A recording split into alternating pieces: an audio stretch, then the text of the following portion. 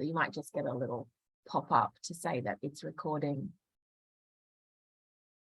Not at all, Melody. You're welcome to contribute. Santha, could you just let me know that the session, did that recording work? Doesn't look like it's come up here that it's working. Okay. It is being recorded. Thank you so much. Thank you. Yeah, all good. Thanks, guys. So in the writing circles, they're a little bit more interactive. Kerry and I tried to get practical activities and exemplars. I will be using some exemplars today, actually, because I feel we have a lot of new students here. Thanks, Barry. And so, but we do try to differentiate with them a little bit. Writing circles are a little bit more student-centered.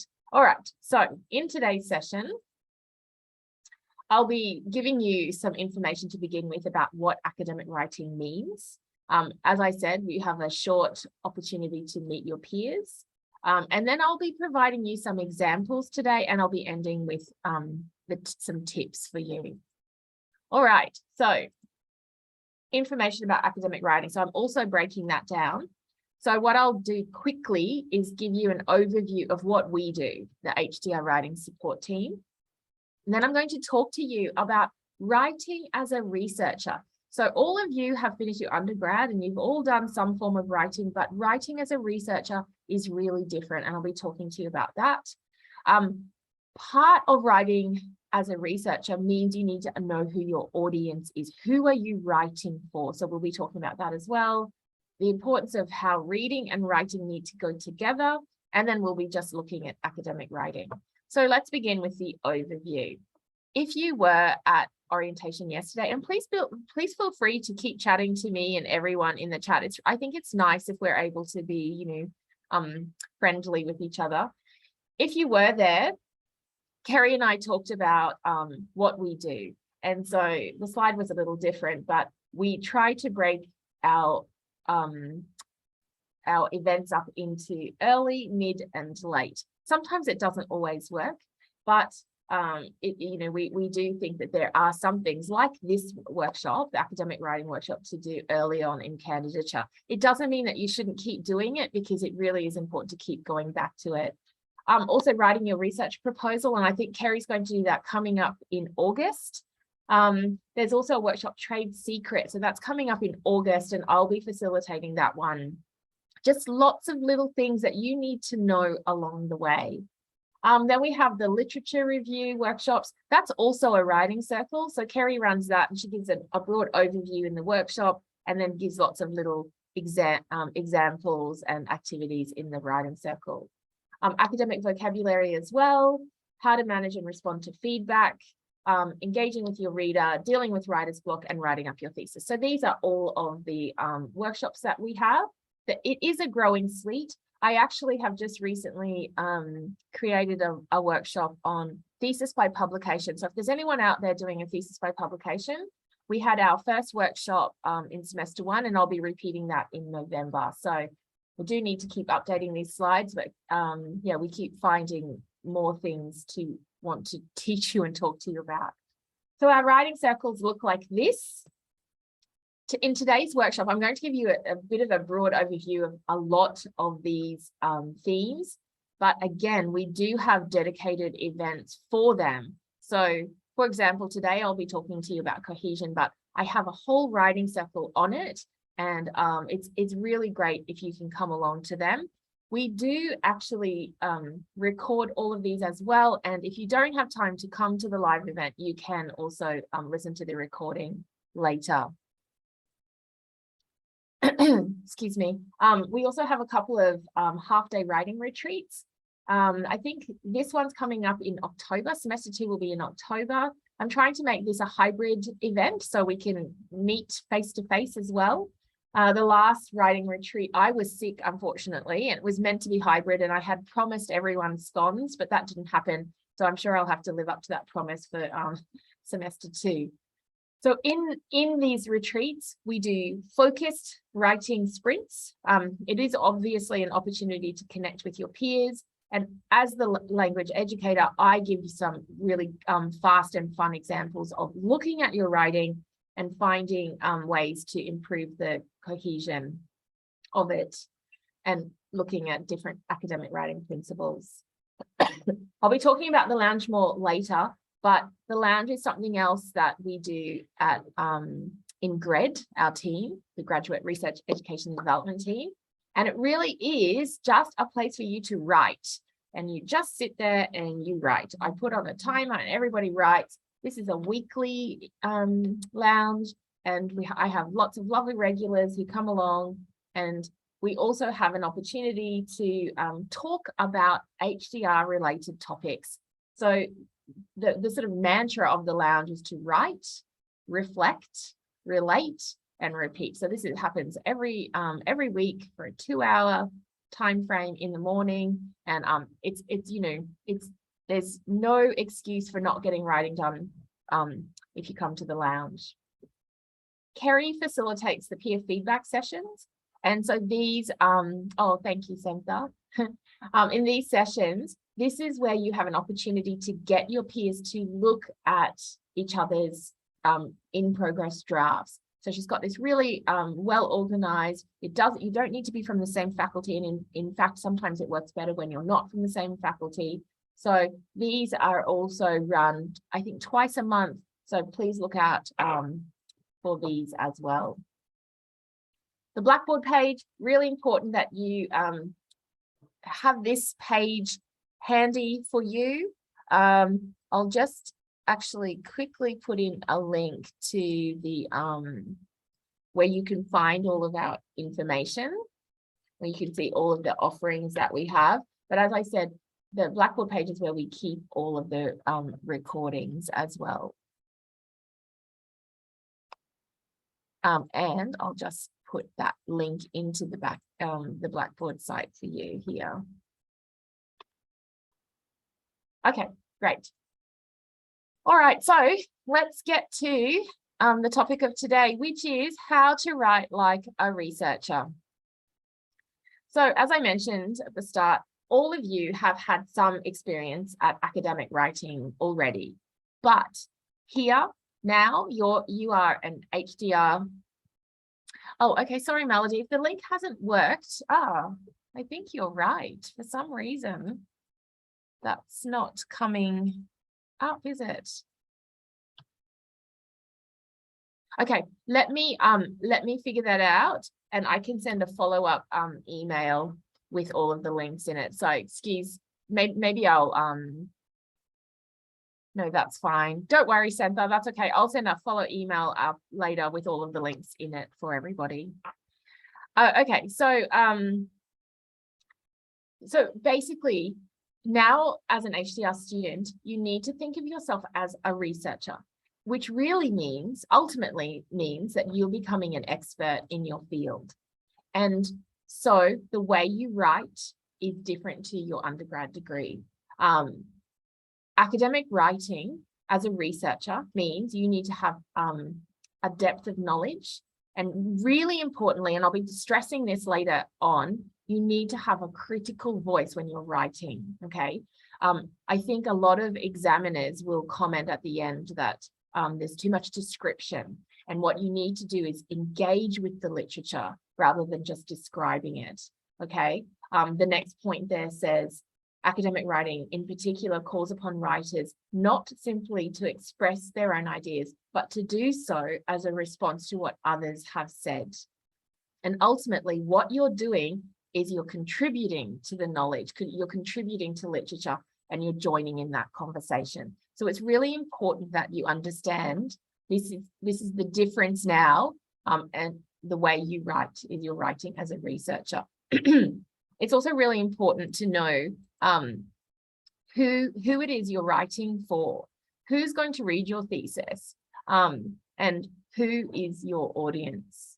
So I'll read this out for you. The only people who carefully read a given thesis, besides your family and your neighbor and your dog, are the project supervisors, the examiners, and an otherwise rather select audience of specialized academics. So I guess that's the good news. And what I thought I would do is show you that we have a document and the document is guidelines for examiners. And I think, you know, if you want to get, if you want to know who you're writing for, you need to know what are the guidelines for the examiners. What do they need to look at? What's their criteria to assess your document? So I'm going to try to put this link into the chat.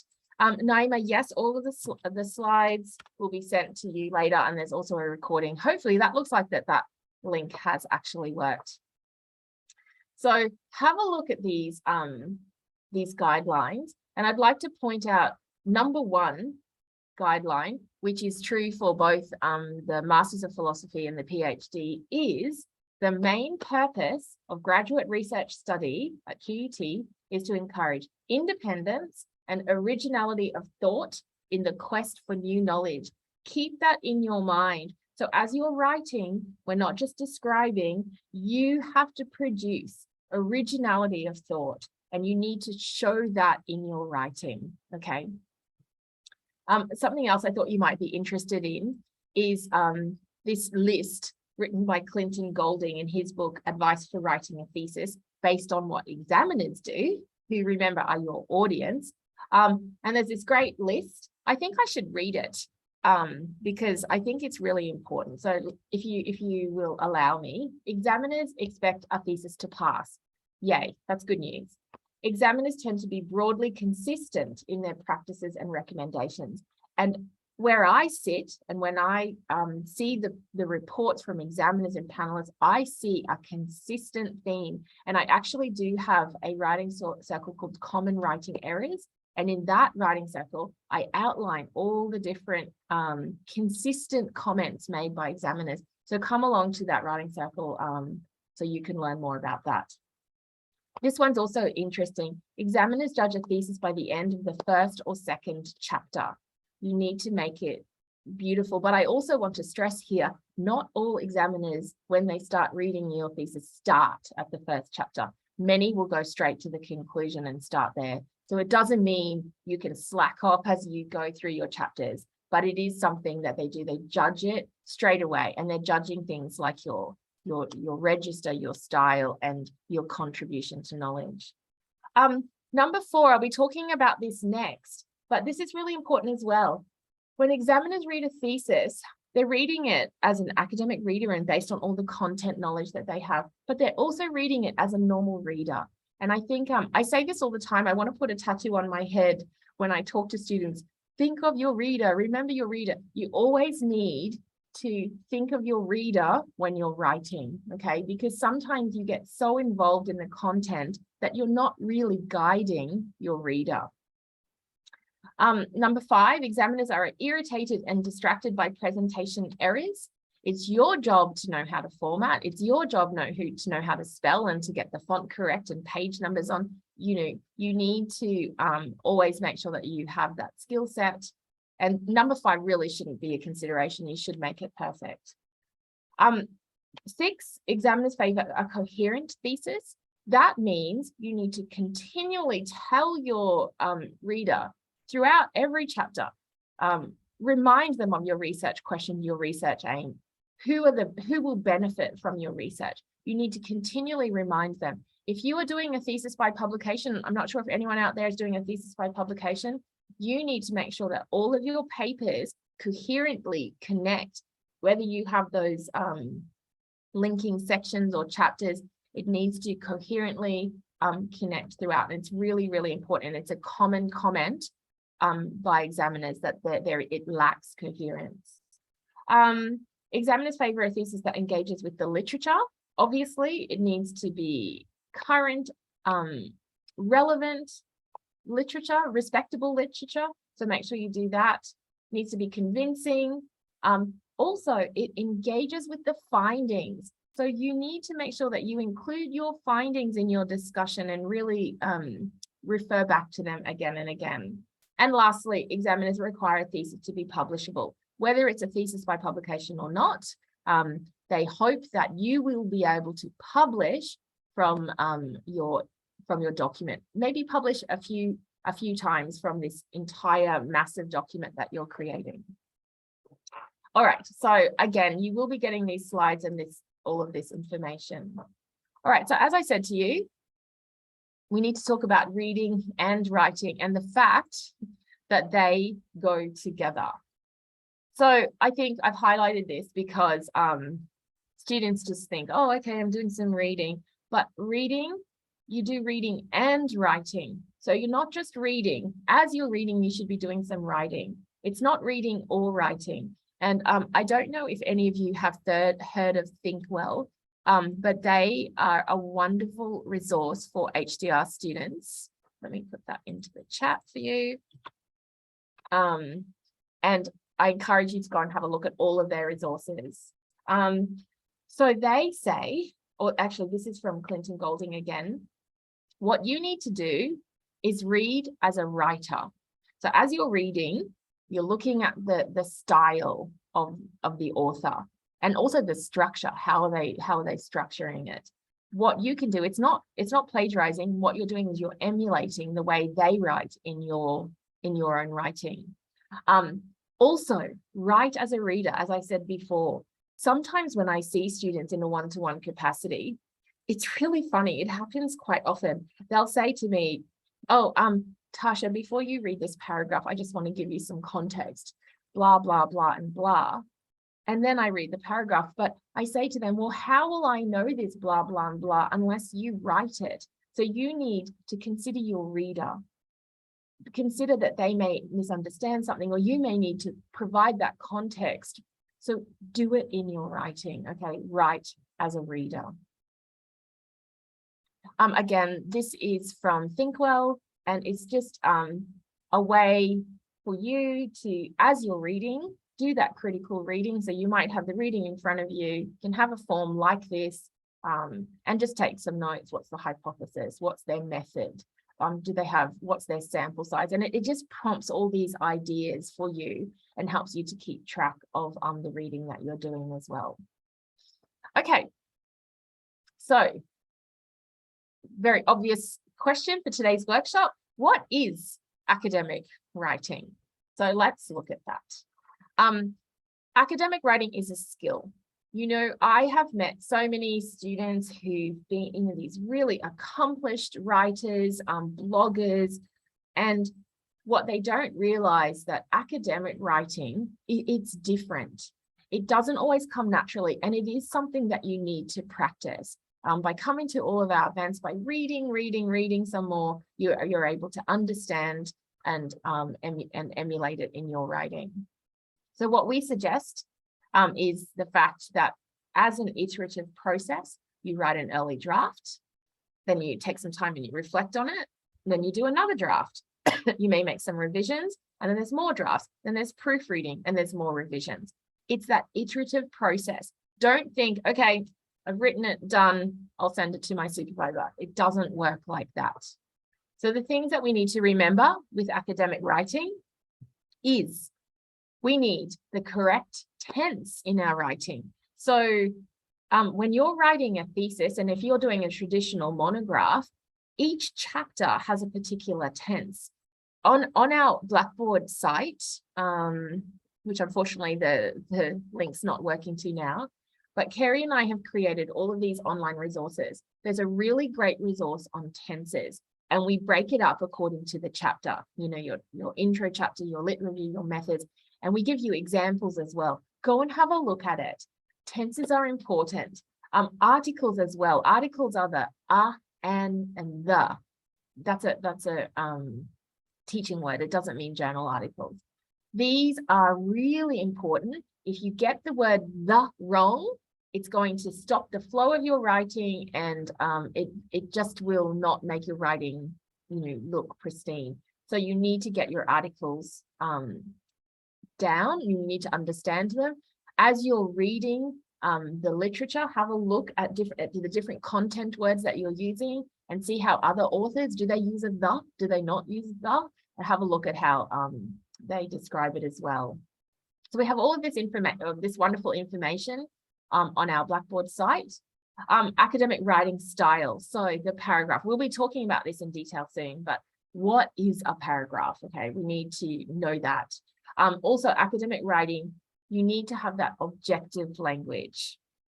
And so, which is hard because your job is still to interpret findings. You're still evaluating a theory and you're developing your argument and you're critiquing the work of others. You must do these things, yet still have that objectivity as well.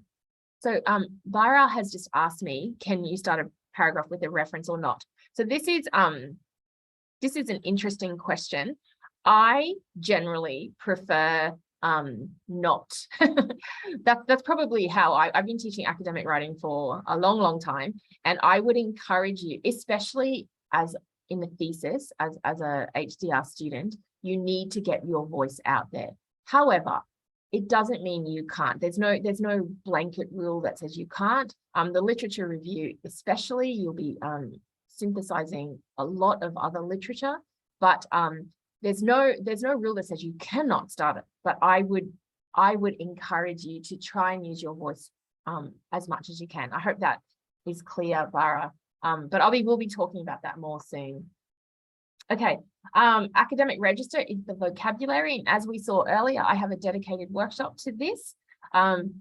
So come along. I won't go into too much detail that now, but it's really important that you use academic vocab when you're writing, and of course the cohesion and the coherence. And I'll be talking to you about what is the difference between them soon. Okay, so just very briefly, academic register needs to be formal, precise. You know, if you're talking about law, like, is it Australian law? What law is it? So you need to be very precise and concise, clear, give some nice adjectives and adverbs to describe your nouns. Succinct, you don't need to have these really long sentences. If you can make it a shorter sentence, which is really succinct. Of course, objective and impersonal as well. But again, I go through all of these things in the vocabulary workshop. Academic register also means perhaps limiting personal pronouns. If we have lots of qualitative researchers out there, I've just had these very interesting discussions with some supervisors about using personal pronouns. It's a discussion you need to have with your supervisory team, okay? Whether you use I, my, me. But I also think if you are able to use it as a qualitative researcher in your writing, I would also suggest that you use it sparingly.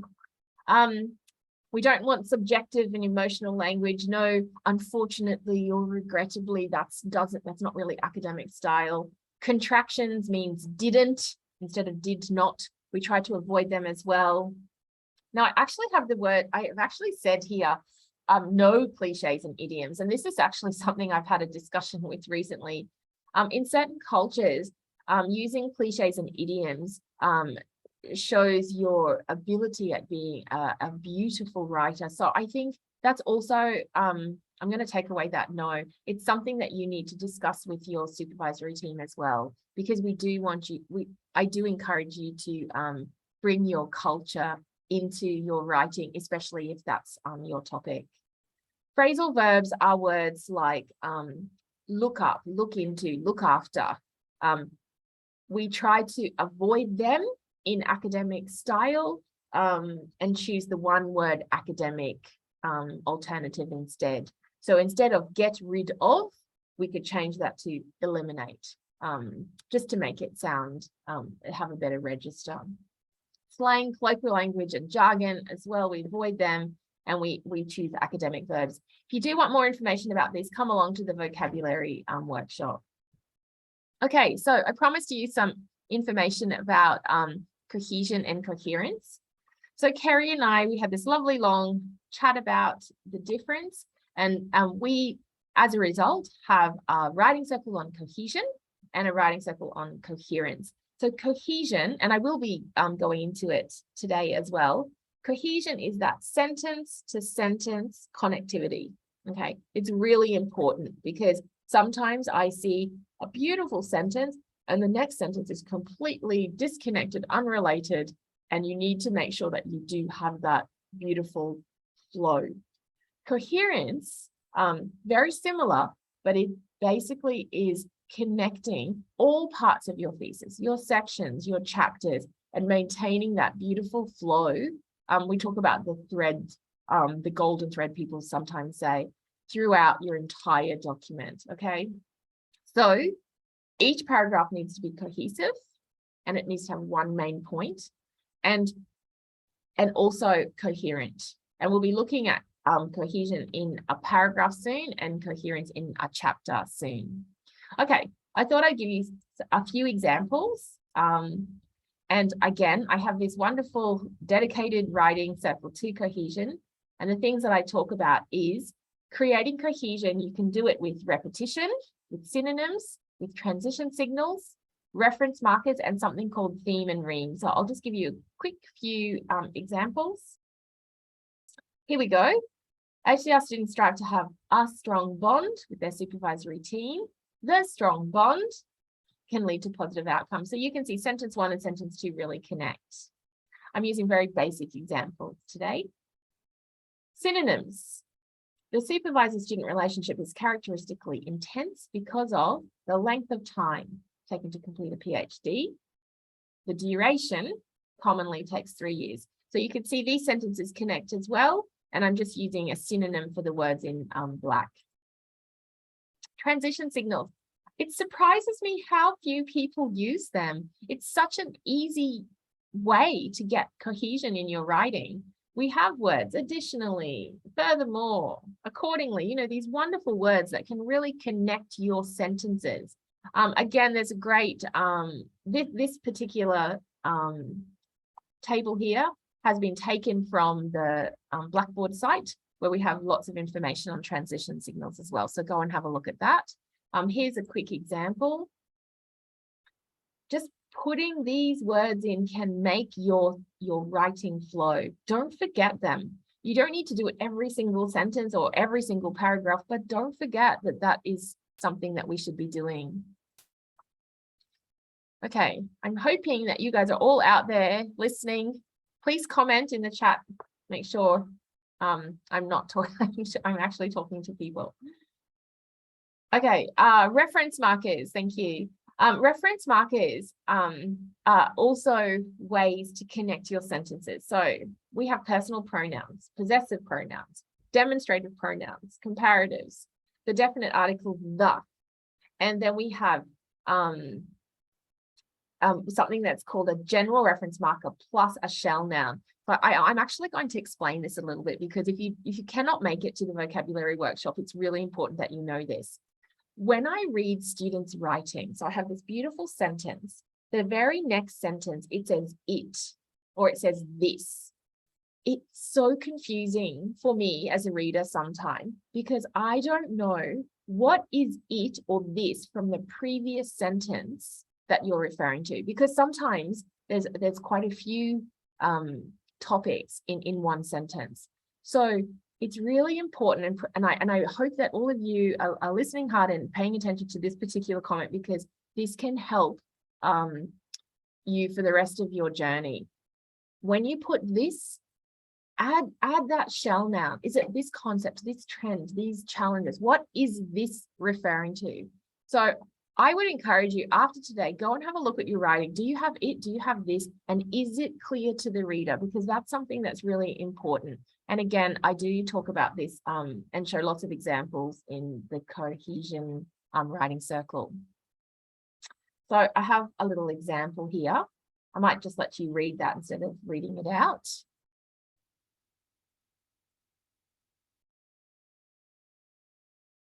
So you can see I'm repeating the word choice in the first example. In the second example, I'm talking about, instead of saying this has led, I've chosen the word trend, this trend, and it just helps the reader and it makes your writing easy to follow, okay? Theme and rhyme is something I go into great detail in my cohesion workshop, but basically it's taking the word or the concept in one sentence and putting it into the next sentence. And this can be a really great way to get that sentence to sentence connectivity. Okay, great. So now coherence. So coherence, as we said, a little bit different to cohesion because it's connecting all parts of your thesis. We're putting We're connecting your paragraphs, your sections, your chapters, and obviously the entire document. You need to, your ideas and concepts. I'll give you an example. I sat with a student once when we were looking at a particular chapter, and I couldn't understand what they said. And they replied to me, oh, I've already explained that in the previous chapter, but because it didn't flow, like they didn't address it in the next chapter, I was lost. And remember I said to you, an examiner can start anywhere, any chapter they want to. Your job as the writer, the researcher, is to make sure that your key ideas and your key concepts are continually mentioned throughout. There is quite a bit of repetition. It's completely natural and fine, and expected. Okay. Something else that's really important that you do, and we will be talking about more, is critically analyzing. You give an appraisal based on your careful and analytical evaluation of the literature. Synthesizing as well. You're bringing in all of these different sources. Remember all these relevant, new, current sources, authors, and then you even include your findings when you get to the results, and you bring it all together. And your job is to identify the differences, the similarities. You're not just describing it. There's two authors, Kamler and Thompson. They talk about students being that invisible scholar. You're not to be invisible. You need to be very visible, and you identify the differences and the similarities, and you use that in your writing explicitly. Okay, I'm going to give myself a chance to stop talking. And this is, as I mentioned, in workshops, we like to give you an opportunity to meet each other. So it's a really simple topic. You're just introducing yourselves, and then maybe just say, hey, I'm Tasha, I'm new, I'm in, I'm up to my confirmation. Why are you here today? And what aspect of academic writing do you need to improve on? We're only going to chat for 10 minutes. As I said, some people love this part of the workshop, and I really, I love it when, students connect, swap emails, connect with each other. If you're a little bit shy or your mic's not working, you don't want to participate, that's fine. Just sit with me in the lounge for 10 minutes, and then we'll come back and continue. Okay, so I'll just set that up now. So when you do go into the breakout room, please unmute and put your mic on. If for some reason there's only one person in a room, I may need to put you into another room, so please be patient. Okay. So if you want to sit in the lobby with me, then please just don't accept the invite. Okay, here we go, guys. So it's 10:38, so we'll be back at about just before 10:50.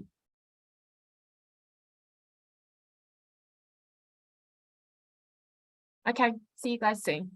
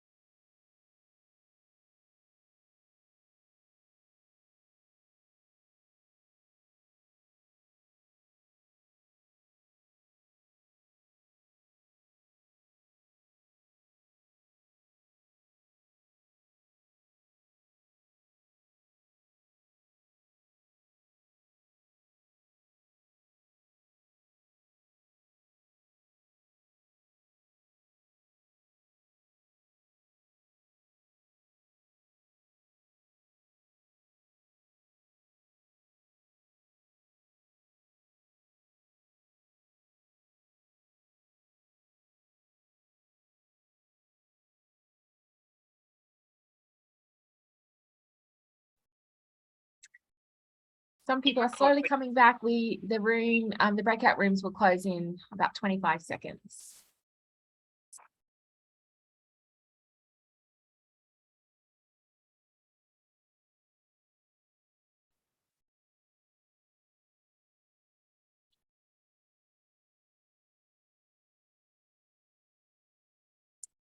It's 5 more seconds.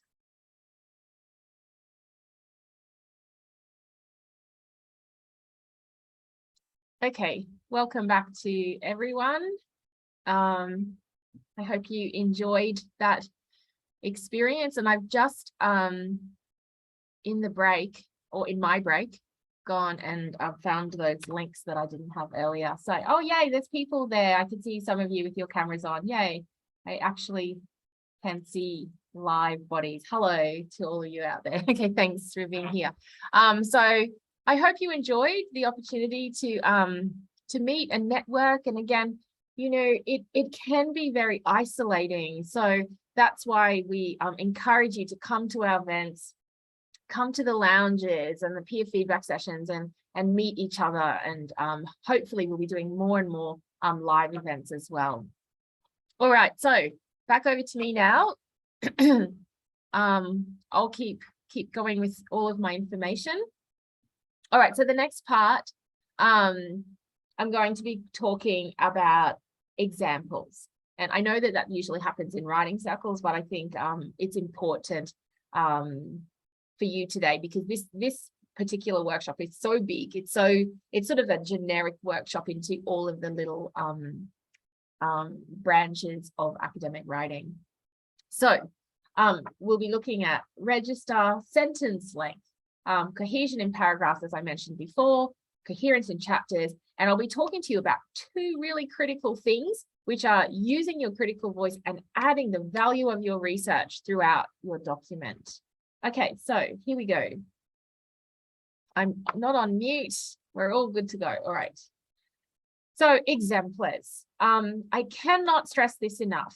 You need to look at other theses, others' writing to see, to be able to judge your own. So we use exemplars because they can help you have that significant improvement, but also they actually can sometimes highlight poor writing style, and it can help show you what not to do. Okay, I think one of the biggest things that exemplars do is they reduce your anxiety, because you can figure out what's expected, what's the expected outcome of your writing. When you look at the exemplars, you practice noticing, make judgments, and it's not, I really need to stress, it's not just the content, but it's the mechanics of the writing, okay? And as I said to you, you can emulate that in your own writing. Look at their word choices, the flow. Is it clear? Is their research problem clear? Is the value of their research clear? So you really need to notice the way researchers in your field and colleagues and peers and your own supervisors, how they write, and this can improve your writing. I'd actually like to ask all of you here, how many people here have actually read their supervisor's theses, supervisor's apostrophe? How many of you have actually read your supervisor's thesis?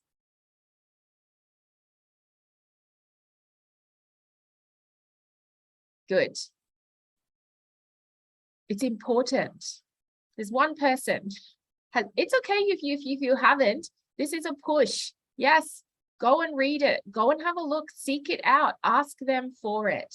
And I also want to stress to you, when you're looking for an exemplar, and we do have a repository here at QUT, you can look for it, but you can also ask your supervisor, hey, can you please recommend a thesis with a really good methods chapter? I'd like to see how other people have done their methods chapter. Sometimes your supervisor may be reluctant. They always say, oh, I'm a dinosaur. I did mine forever ago. It doesn't matter. You still should go and have a read. Sometimes, as well, as Basant has just said, it's a completely different area of research. It doesn't matter if the topic is different, Basant. It's also, you're looking at the way they've styled it, okay, and how have they structured the whole document, okay? So it's a good idea to go and do that. If you'll allow me, I'll read this quote by Sadler. Analyzing exemplars enables students to recognize the characteristics of quality work and acquire some of the tacit knowledge of the connoisseur. Okay, we talk about something called evaluative judgment. It's a skill. It's a skill in evaluating your work, reading your work and saying, yes, this is the standard that it needs to be at for me to send to my supervisor, for me to send to be published, or to, as you finish your thesis. It's a skill. Evaluate yours, evaluate others' writing, and we need exemplars to do that. So as I said, we have a repository at QT called ePrints. I think I have a link for that here. I'll put that into the chat for you. Please go and search out. There's actually, there's a way where you can narrow your search through title, the author, creator, whatever you like, and go and have a look at some exemplars. All right, moving along. Academic register. I just have some very simple examples here. We'll start off with some bad examples. So again, I go through this in greater detail in my vocabulary workshop. Look at this, a little bit tricky. That's slang. It doesn't belong in your thesis. Phrasal verbs I mentioned earlier, lots of. It's really, it's completely fine in spoken English. And I would even say in a presentation, an academic presentation, it's natural for us to want to use phrasal verbs, no problem. But in your writing, I would encourage you to use those academic alternatives. Remember my example, get rid of? You could choose eliminate instead. Another phrasal verb here, cut out. Cut out, oh my goodness, cut out has so many different meanings in English. With your scissors, cut out. There's so many ways we can use cut out. So to avoid that confusion for your reader, use a more precise academic alternative. Again, subjective emotional language, it does not belong in your writing. Frustrating, unfortunately. Please think of better words. Contractions as well, we don't use them. Okay, sentence length. As I said to you before, please remember this. This is something else that you really need to remember today. When you leave, I want you to think about your sentence length. This is a common problem. Students writing, you'll have one sentence which reaches 7 lines. Okay, it might be grammatically correct, but it is wordy and it's difficult for the reader to follow. Okay, what you can do to avoid that long thought process is to read it aloud. And when you find yourself wanting to take a breath, a pause, that's when you know you need to stop the sentence. I want to tell you, I went to a workshop that was run by Inga Mewburn. So she's the author of The Thesis Whisperer. Really amazing stuff as well. And I do have information for you to go and check out her stuff. She's also a professor at ANU, and she writes extensively for HDR students. And in this workshop, she talked about, she was very brave and she gave a number. She said, no sentence should be longer than 50 words. So I don't want to give you an actual number because I know some of you out there will go and count your words. There is no, golden number, but it is important that you make sure your sentences do not look like this. If they're very long and they take so many lines, again, it's really hard. It might be a beautiful sentence, but it's really hard for the reader to follow. So instead, you have these types of sentences. I've color-coded them according to clauses. So in the English language, we have 4 types of sentences. We have a simple sentence, a compound sentence, a complex sentence, and a compound complex sentence. Unless you're doing a thesis on the English language and grammar, you don't need to know that. But you do, it's important. And in fact, I actually provide a handout in my Common Writing Errors Writing Circle, which does actually give you information on the sentence types. But it's a way for the reader as well to follow your train of thought. So if you are guilty of having really, really long sentences, then what you need to do is cut them in half. That's what we do. We cut them in half. And I can't tell you how many times I've sat with a student in a one-to-one capacity, and we've looked at a sentence and I'm like, oh, it's so long. And we look at it and I say to them, oh, let's just put a stop here. We'll use a little transition signal and we'll carry it on. And they go, oh, right. That was easy. And it really is. It's that easy. It's an easy fix. Cut them in half. As I said, you can read them aloud. Word has a function for you, which will read it aloud for you. So if you're that way inclined, you can get the computer to read it for you, and then you'll know when you need to do it. Okay, cohesion in paragraphs. So I'm sorry that we're a little bit before lunch and I have this delicious looking hamburger, but I want you to know that a paragraph looks like a hamburger. It has the top bun is your topic sentence. It's so important, this beautiful sesame bun. That's the topic sentence, and that's where you as the writer are guiding your reader. You're telling them what this paragraph is about. One paragraph needs one idea, okay? If you start saying, if you start talking about society, say your topic is all about society, and then when I start reading the paragraph halfway down, you're talking about economic contributors to something. It's a completely different topic, which that's what happens when you're researching, because you get all these wonderful ideas and think, oh, I need to include that as well. So what your job is, you either take that part about the economy and put it in another paragraph, or you go back to your topic sentence and you say society and the economy, and you show that this whole paragraph is going to be about that topic. So whatever your topic is, it needs to be explained there. I'll get this off for you in case you're all salivating out there. Okay, so basically, it's so true, Barry. It's such a great analogy to remember, and you can see it here. We have a topic sentence, the supporting sentence. This is another thing. Someone asked me earlier, can we start a paragraph with a quote?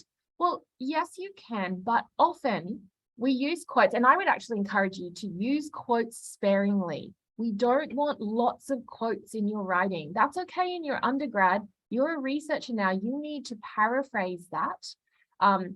We only quote when it's an amazing, it's an amazing, profound quote, probably from a seminal author, and you need to get it out there. Otherwise, you should be paraphrasing. If you have this paraphrase where you've cited someone in your first sentence, you're probably doing it because of dates and numbers and statistics and lots of detailed information. That detailed information, I would really encourage you not to put in your first sentence.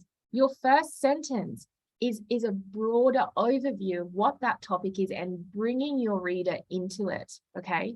So again, I'm not going into great detail now with examples, but I do when in my cohesion to come along to that writing circle.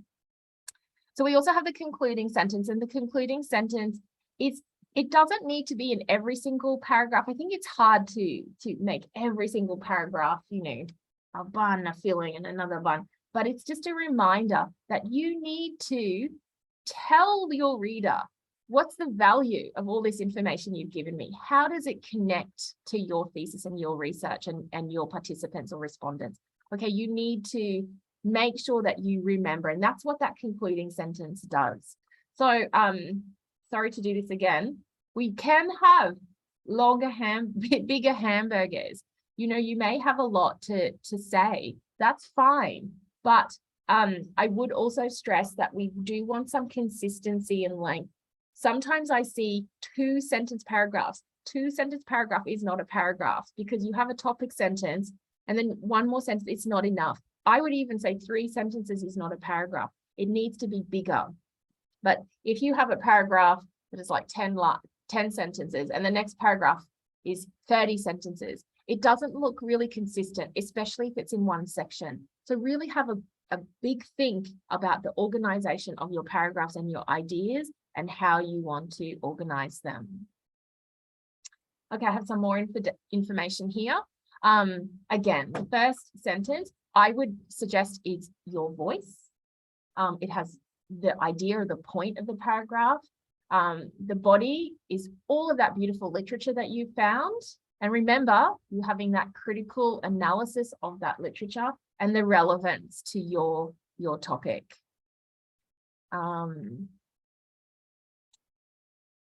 That's what it looks like. So I'll go into detail one by one. So the first sentence, it can be a quote, but ideally it's your voice, okay? You're that researcher. People are going to be quoting you one day. You're the expert, so get your voice out there.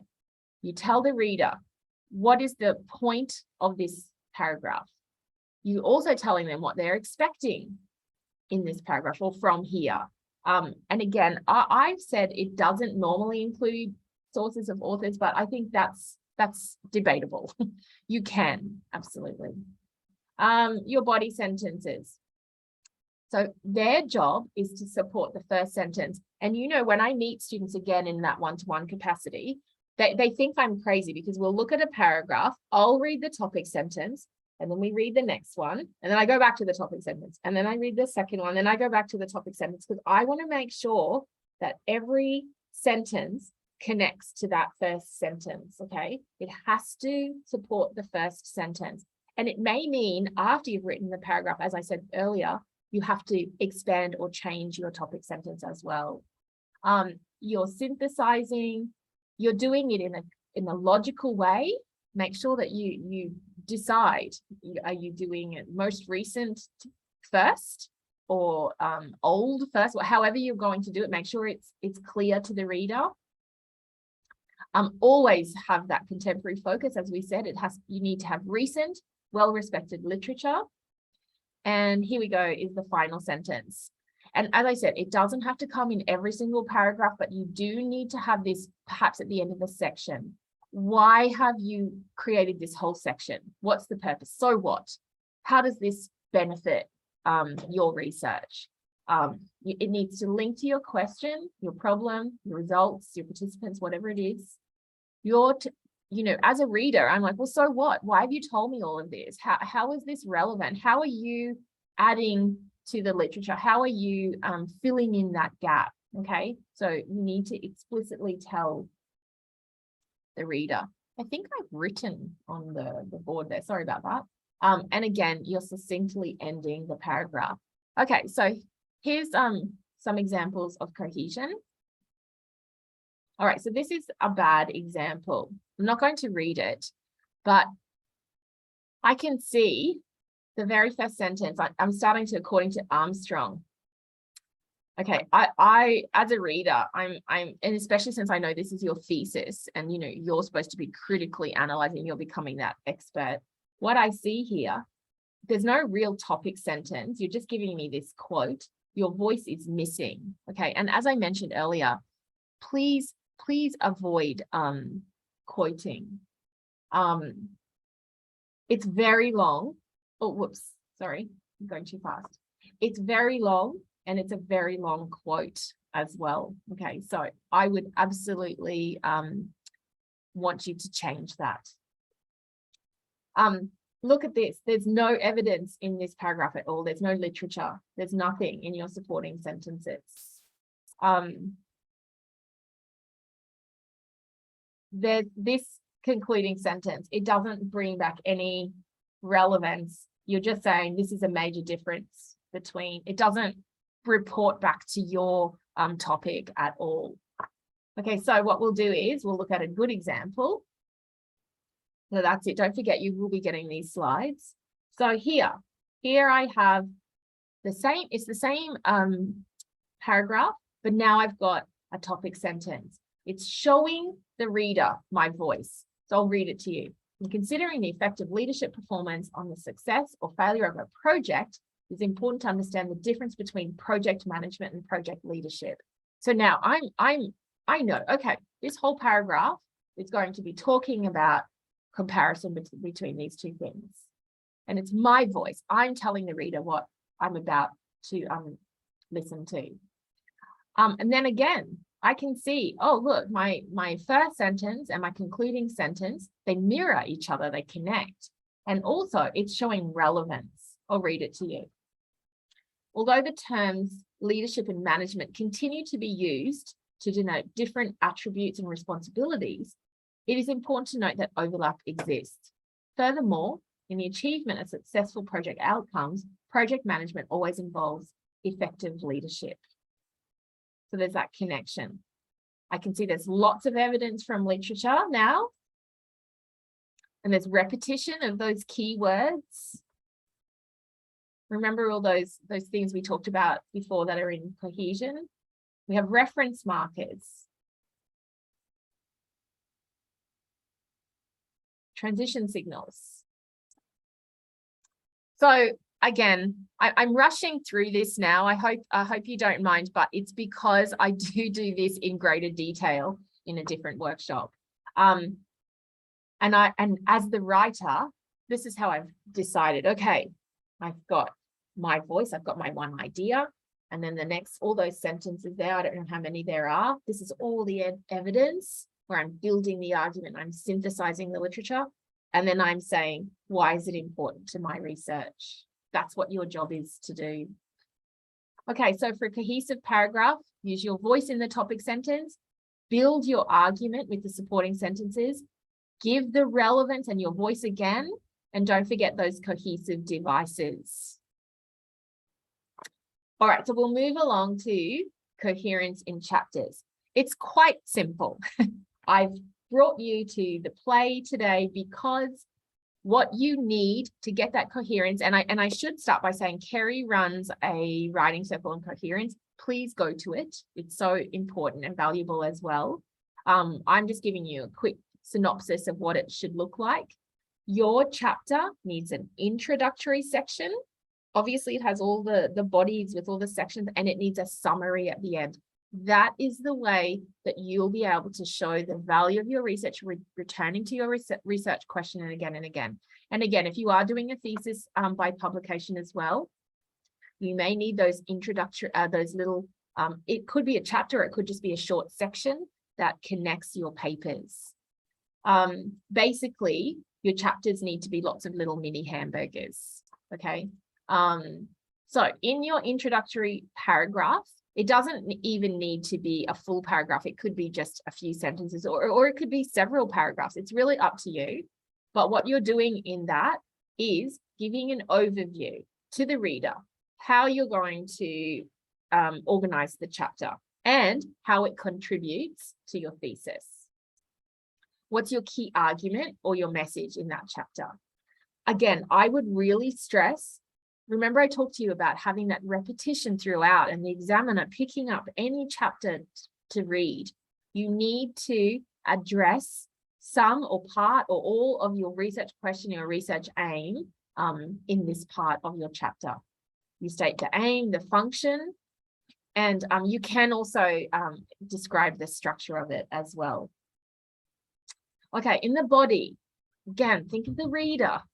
I want you to, this is what I do in my one-to-ones. When a person comes to me and they bring their chapter, I don't just start reading. I look at section 3.1, section 3.1. And before I start reading, I count the paragraphs. Okay, how many paragraphs are in this section? Are they all the same length?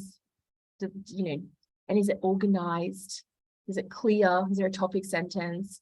Because sometimes I see sections that have 12 paragraphs. And as a reader, oh my goodness, it's so confusing. And you really have to, you know, take a deep breath and try and tackle the section. Okay. Think of the reader. They want transparency, predictability. I'm going to talk to you soon about having subheadings to help you as well. Organize it. Organize your sections. Organize how many paragraphs in each section. You need to develop your key message logically and persuasively. And don't forget to synthesize and use critical analysis. Again, I think it's a great idea. And once again, go and have a look at those exemplars. Have these conversations with your supervisors. Have a summary paragraph at the end of your chapter. This is giving you that coherence. It's not a conclusion, it's a summary. Conclusion is a whole separate chapter. The summary paragraph tells the reader what you did in the chapter, and it tells the reader how it has contributed to the aim of the chapter and how it's contributed to the entire thesis. And again, through your critical analysis, you're showing how you've advanced your research, your arguments, okay? If you like, you can also in this paragraph put a link to the next chapter. You know, the next chapter will blah, blah, blah. Okay. Are you guys all with me? Hopefully it's all making sense to you. Okay, great. Yay, thank you. I miss these face-to-face things to make sure that everybody's nodding and going, oh, great, I get it. All right, so I'm going to give you, again, Kerry runs the coherence of Writing Circle, but I'll just give you some examples of those paragraphs. So, you know, to get this, I went on to the QUT repository, ePrints, and I just found one. And this is great. This chapter provides an overview of blah, blah. And then it gives all this information. It provides, and if you look here at the tense, it's called present simple tense. It's not this chapter will provide. We're using present simple. This chapter provides. Okay, it's important that you get that tense right. The chapter concludes, blah, blah, blah. And I return, look, at the end, the last sentence says, this chapter concludes with an overview how each of the 3 studies within the program of research address the research objectives identified in chapter 1 and the research objectives addressed in chapter 2. You're guiding your reader. Okay, so the reader sees this and says, okay, this is what I'm going to see here. Then at the end of that chapter, there's a summary.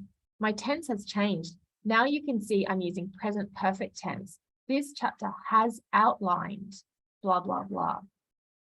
And it continues on. And then the last sentence, the next chapter will document study 1. You're telling the reader, you're signposting your entire document. Okay, so remember I talked about that tattoo? It's because you need to always think of your reader. Okay, so again, subheadings, they are a great way to keep that coherence and show your reader the key concepts. You know, if you choose a subheading, you've chosen it for a reason. It has to be important. So make sure you, and remember I said, if you have like 12 paragraphs, goodness, is that just one idea? Maybe you can break that down and have another subheading to guide the reader. There are signposts. They stop the endless paragraph look, and they also convey levels of importance. It's really important that if you keep thinking, oh, I might put another subheading here and I might make this more of a prominent section, don't forget to update your table of contents. Okay, make sure your table of contents is accurate. I just thought we'd have a little practice here. Something else that I find really frustrating is I'll read a subheading, and then when I go to the first sentence directly underneath that subheading, it's completely different. And it's because many students think, oh, well, I'm going to talk about research design framework, but before I do that, I'll just give a little bit of background and I'll just, you know, make it a little bit flowery. But the reader doesn't know that. And so the reader can be confused. So if you look at these choices here, you have A and B, okay? You have a read and tell me which of these suits this subheading and put it into the chat for me.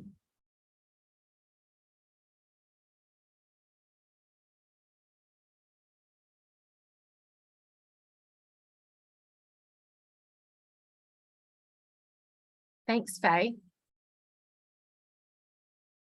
Good. Yes. It's B. It's B because it connects. It doesn't have to be the same words. You don't need to have the exact same words. You could use synonyms, but I don't want, you need to let the reader follow you, okay? If you start talking about something else, and it happens so often, I'll say to the student, why are you starting with this? And they say, oh, I just thought I should give some background information first. No, you need to have your subheading and your first sentence connect. Okay, so keep that in mind as well. What have I got here? I can't remember why I've included these slides. Yes, I'm just wanting to show you it's your job to be organized. Before you start writing, figure it out. Decide what you want to, how you want to organize it. This is taken from a lovely student. He agreed to let me share it with you. Look at what he's done. He said, okay, my section 1.1 is going to be on this. I'm going to have 3 paragraphs, and this is the paragraph 1 is going to be on that, autonomy. Paragraph 2 is going to be on self-determination. And he's even put authors. Paragraph 3 is going to be on that. He's organized it. So he knows section 1.1 has 3 paragraphs. Section 1.2, that's the topic, has 2 paragraphs. Okay, it's amazing. It's what you need to do before you start writing. So what I've done is created a document very similar to the example B, where you can do that. You write your introductory paragraph, because as I said, each chapter needs a paragraph. And then you decide, okay, this is my section. I'm going to have 3 paragraphs, 4 paragraphs. You can manipulate this document and go 4 paragraphs, 5 paragraphs, however many paragraphs you have. You can create your topic sentence. You can decide how many supporting sentences I have and which authors I should use. So I'll send this document out to you in a follow-up email. But it's really important. Make sure you organize your chapters and your sections before you start writing. I put a little hint here. Don't forget, you need transition signals. You need that cohesion and that academic vocabulary as you're writing. Okay, so this is a little checklist to remind yourself that you've got a coherent chapter. You have an introductory paragraph. Okay, you have those subheadings. The sections logically and coherently developing your argument. Your paragraphs are flowing. You have that summary, not a conclusion. It's a summary paragraph. And it may include a link to the next chapter. So remember. Okay, we're now moving on to something really important, which is showing your critical voice. I don't have a lot of examples here, but we need sentences like this. This finding is significant because previous findings on the issue are problematic because you need to actually use these sentences because that's your job as the researcher.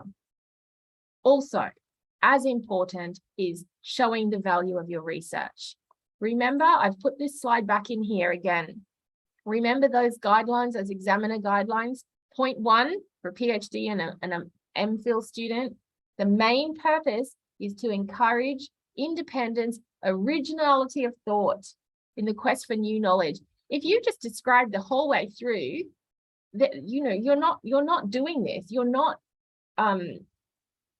adding to the literature. Okay, so you need to explicitly show that your research is valuable. Establish a research problem and research gap, and keep going back to them because that will be the stimulus to keep you going. Remember, the contribution that you make is the value of your research. Clearly articulate that. Show the reader your research is worth pursuing. Why have you dedicated years of your life to this thesis? Because there's an idea and your research is important. And who is it important to and why? And how will they benefit? Okay, I think it's probably something you should just stick on your desk wall. Actually, what's the problem? What's the value? They're connected.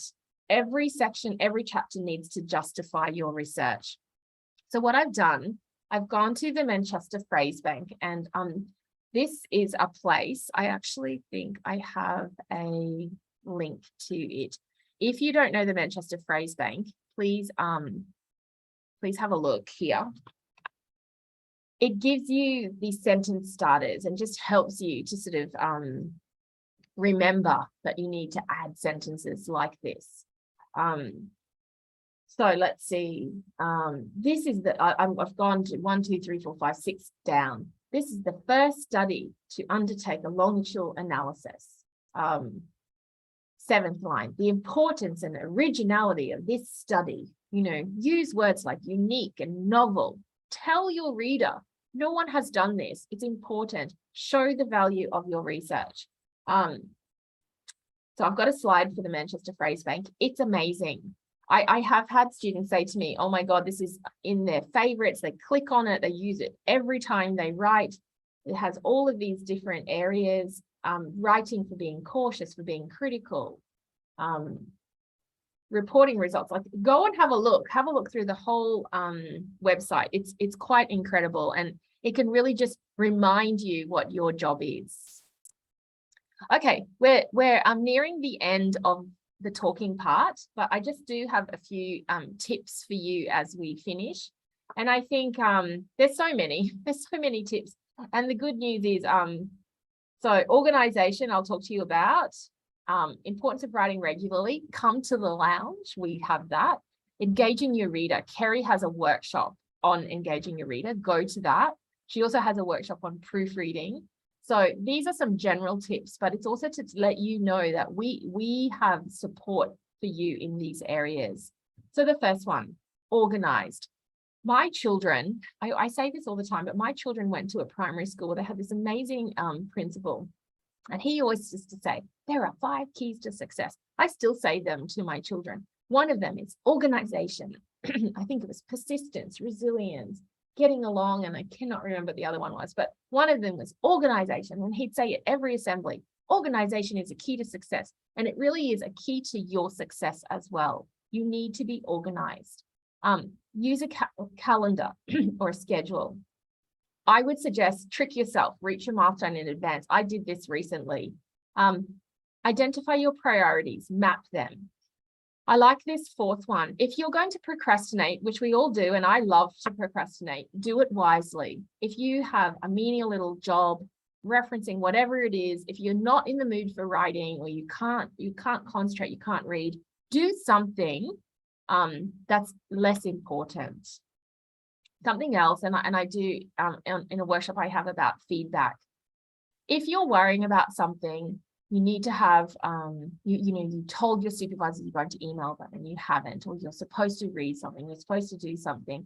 Don't sweep it under the carpet. If there's something you don't understand, you really need to do something about it, face it head on, and then you'll be able to sleep better, okay? Write in short sprints. I think Robert Boyce talks about binging versus snacking. So sometimes we binge write and we write and write and write. And, sometimes that's actually productive. But if you can do short bouts of writing, it's called snack writing, it will really help you as well. Might help your mental health.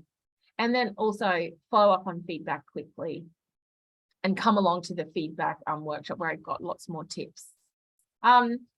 We have a module. It's a fantastic module. I'm going to get the link for you.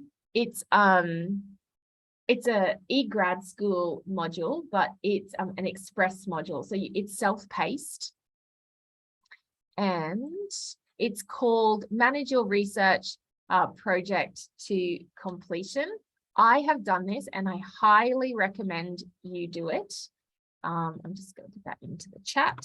Please enroll to this module, Manage Your Research Project to Completion. It only takes a couple of hours. And again, it will help you have that organization, which I'm going to tell you again is a key to success. Also, you can learn tools to build resilience. We have another eGrad Express module. I think if you follow the first link, it will take you to this link as well. And again, I've done this one as well, and it just especially in terms of the research and the stresses that you have, it's very specific for HDR students. You can learn tools to build resilience. Write regularly. Oh, I think I have written it here. Adam Smith. I got this from Robert Boyce's book. So Adam Smith is a Scottish economist, I think, and 200 years ago, he had this great advice, which is still relevant today. The person who works so moderately as to be able to work constantly not only preserves his or her health the longest, but in the course of the year executes the greatest quantity of work. So that again is, instead of binging, we do snacking.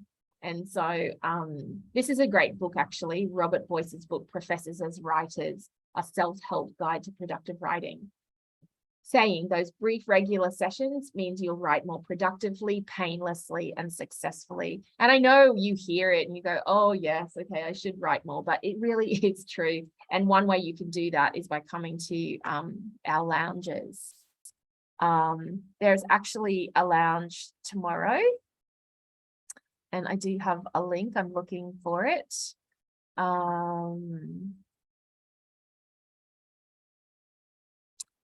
Oh, I think it's actually in the slide. Yes. So you can come along to the lounge tomorrow, which will be online. But next week, there's a hybrid lounge. As I said, I'm trying to get more of this face-to-face happening, which is going to be here in Kelvin Grove in X Block, where Gred lives. On the 5th floor, you don't need access to the 5th floor with a swipe card or anything. You can just go straight up. The rooms are named according to cities, and so it's called the Ipswich room. So that's next week on August 2nd. But tomorrow, click and register and come along and do some writing. Again, another tip: engage your reader. Okay, that tattoo that my husband will kill me if I get. Remind your reader, what's your aim? Why your research is important? Who is it important for? Why should they care about your study? Remember, readers want your writing to be predictable, transparent. You need subheadings, and we need those introductory and summarizing paragraphs. I refer back to those 10 points on by Clinton Golding. Examiners read a thesis as an academic reader and as a normal reader. Kerry has a great writing circle on engaging your reader. Proofreading.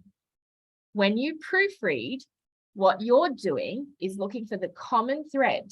You're looking for the logical flow in your paragraphs, your sections, and your chapters.